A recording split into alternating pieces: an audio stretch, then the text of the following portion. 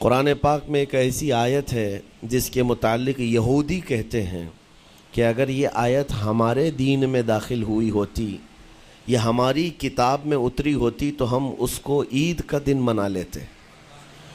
یہودی یہ کہتے ہیں اس آیت کا نزول اگر ہماری کتابوں میں ہوا ہوتا تو جس دن یہ آیت اتری اس دن کو ہم عید کا دن منا لیتے۔ وہ آیت کون سی ہے؟ وہی میں نے آج آپ کے سامنے تلاوت کی ہے۔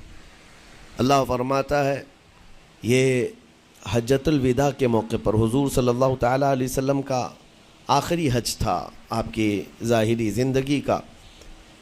اس دن یہ آیت نازل ہوئی تھی اور حضور اکرم صلی اللہ تعالیٰ علیہ وسلم نے اپنا حج مکمل کر کے ارشاد بھی فرمایا تھا کہ آج کے بعد ہو سکتا ہے کہ میں اس جگہ پر تم سے دوبارہ ملاقات نہ کروں۔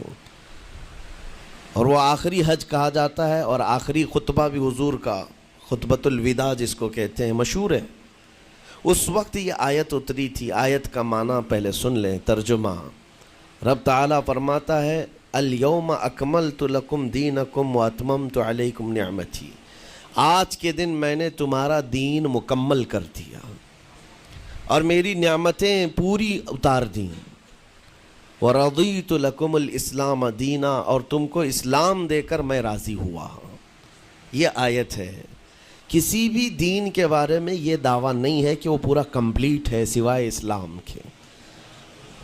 پہلے جتنے دین آتے رہے بعد میں اور اس میں شوشہ تھا کہ آخری نبی آنے والے ہیں، شریعت پھر بدلے گی۔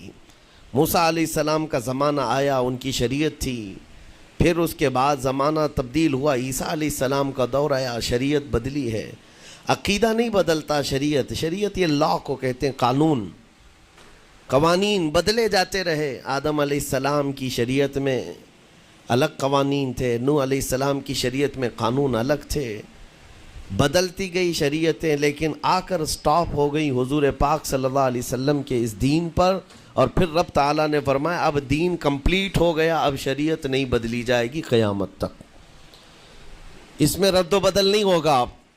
جو حرام ہے وہ قیامت تک حرام رہے گا، جو حلال ہے وہ قیامت تک حلال رہے گا۔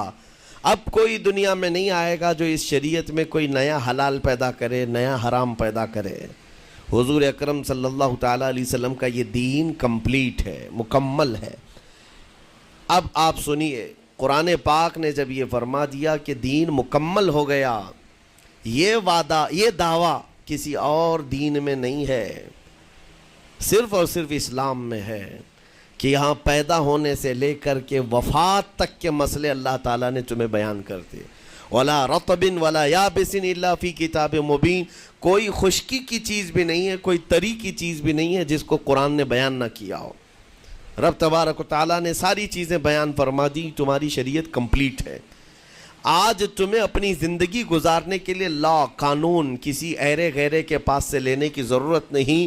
اسلام ہر قانون تمہیں دیتا ہے، چاہے بچوں کے معاملات ہوں، چاہے جوانوں کے معاملات ہوں، شوہر بیوی کے حقوق ہوں، ماں باپ کے حقوق ہوں، استاد شاگرد کے معاملات ہوں، پڑوسیوں کے حقوق ہوں، تجارت کے، لین دین کے، نکاح کے، خلا کے، عدت کے، طلاق کے، سارے مسائل پورا کا پورا تفصیل کے ساتھ اسلام تمہیں دیتا ہے۔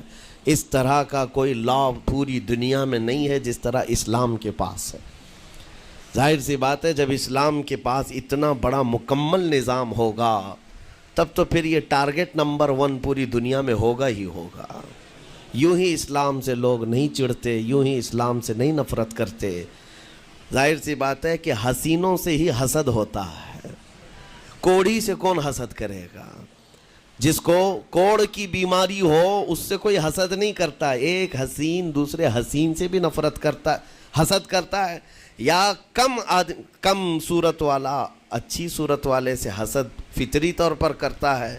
اسی لیے محاورہ کہا گیا ہے کہ حسینوں سے حسد ہوتا ہے، تو اسلام میں جو حسن ہے تو جتنے جلنے والے ہیں اتنے زیادہ حسد کرنے والے پیدا ہوتے ہی رہیں گے۔ اب آپ کے لیے یہ فخر کی بات ہے کہ دنیا جسے ٹارگٹ نمبر 1 کہتی ہے، جس سے چڑھتی ہے اور جلتی ہے، الحمدللہ رب تبارک و تعالیٰ نے وہ دین ہمیں عطا فرمایا۔